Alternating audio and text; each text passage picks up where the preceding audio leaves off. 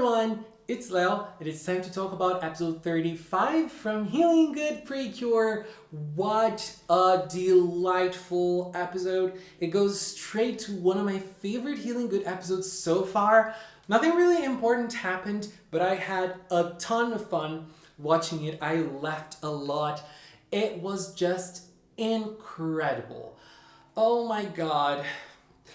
You know, sometimes I feel like Healing Good lacks a little bit of energy, but this episode showed how to do it. What an episode. So right at the start, we learned the setting from this episode, which is Asumi, Rabirin, and Latte.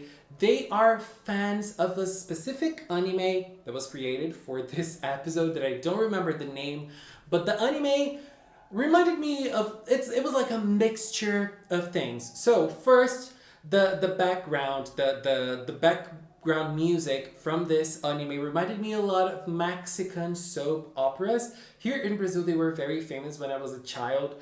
So titles like Maria do Bairro, A Usurpadora, they like that backtrack really reminded me of those soap operas, you know, full of drama, full of passion. I loved it. Another thing, obviously, there is a big market of anime that is related to sports. They are extremely popular, and even if you don't like sports, I think that sports anime will make you feel hyped about that. You know, there is anime about everything. Volleyball, like the one we saw today, even though in Healing Good's case, we were actually seeing an anime about beach volleyball. It's a little different, but it obviously reminded me of my favorite sports anime, Haikyuu. I love Haikyuu. But the art style also reminded me of Ace One Erai, which is a tennis focused anime from the 70s, which I watched and I love that anime. So much drama, so much tension, so much passion. Everything is so exaggerated. I loved it. And so because of the anime is set on the beach, I mean beach volleyball, they were obviously going to play this on the beach. Rabirin and Latte wanted to go to the beach, so Asumi took them, and the girls obviously, and you know, since that first moment, everything was a delight. You know, I really loved seeing the girls in different costumes and different hairdos as well. They looked adorable, all of them looked adorable, and the big chew pack. Girl, I loved it. It was so huge. Like, Nodoka had a super small backpack, super simple, and Chiyu had one like, girl, are you from Saint Seiya? Are you a Saint Seiya character or something? But it was a delight, you know, seeing the girls fight and Rabirin referencing the anime again and again and again. Asumi agreeing with her. Oh my god. I just can't. I don't have words, you know. Chiyu stretching with them, Hinata with her like snarky remarks. Hinata is always the one that's the most hyper about things, so it was nice seeing her in a little bit of a different position in this episode. She was like the voice of reason in this episode. And then we also had Guairu. So okay, let me get myself back together here because Guairu, he's a hot man. He's my husband from Healing Good, you know that. He's handsome. He's always been handsome. He's a big, strong man. I love him. When he became powered up, I loved him even more. I said, wow, he looks even hotter than before. And now, in this episode, he had a new summer attire. And I was like, how can you look even hotter than before? How can you look even harder than before? Guairu, what the hell? How can you perform this? How can I deal with this? And I freaked out a little, but I got myself back together to continue watching the episode. And, you know, right at the start, we had a little bit of Daruizen too, and we even had Toji in this episode, which also referenced the anime that they were all watching at the beginning. Girl, like, everything felt so on place in this episode. I wish, oh my god, I wish every episode was like this because this episode was everything. And then, you know, Guairu also went to the same island. You know, those coincidences Precure always has. He went to the same island, but he wasn't even paying attention to the girls. He was just training by himself. And then we had a little clash of philosophy. So we had two coaches. We had Rabirin in one side and Latte in consequence, but Latte wasn't really doing anything. So let's just pretend Latte was the coach. And then on the other side, we had Guaido being the coach of the Mega Byogen. So we had those two things happening, and Rabirin was a coach that was mimicking the coach of the anime. She was trying to be very kind and trying to teach the players that she coaches in a very kind way.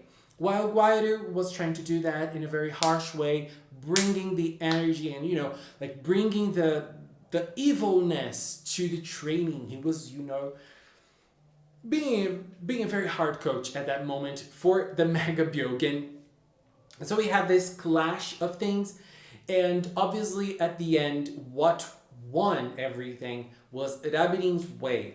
Because this is a thing in Healing Good. Healing Good, I feel like, is a season that focuses a lot on my pace. Follow things on your pace. Follow things on your own rhythm. Take things with a slow approach. Take things with your own energy, with your own way of dealing with things. So I feel like this is the biggest message of Healing Good. Don't let outside pressures, outside energies pressure you into doing things other than your way. So I feel like this is more or less what this episode tried to show. Like, you have to do things with kindness. You have to do things with patience. That's how you do things correctly. And that obviously worked. Obviously that would work because when we got to the fight, we got a delightful scene with the girls, using their beach volleyball techniques against the Mega Byogen.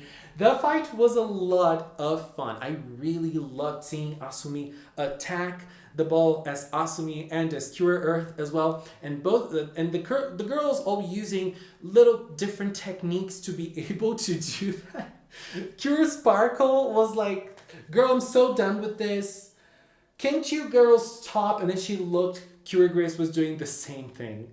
Girl, that scene was everything. Cure Grace flying across the sky, and Sparkle was like, "Really, bitch?" So, the way they created a whole scene, and Cure Fontaine was even able to use the ice bottle. The ice bottle is back.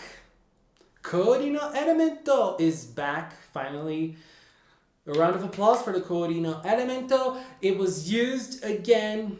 And another thing that came back for this episode was the harvest element that was used in a very different way. And I really liked it. It created a big ball of energy. The girls obviously used with the teamwork to defeat the Mega Byogen of the week, of the day, of the episode. But who defeated it was Cure Grace with her solo attack. That was a very nice callback. That was a very nice throwback. And it seems that it's happening next episode based on magazine scans. Not Cure Grace's attack, but next episode seems to be another Mega Byogen, not a Giga Byogen, and we're not going to see the power-ups happening. So I don't really care that much about it. So it's nice to have a little change of pace. And it seems that in the next episode, we are going to see the girls defeating the monster with the Healing Oasis, which is not really my favorite attack from Healing Good. But anyways, episode 35, let's focus. Great episode. I had so much fun.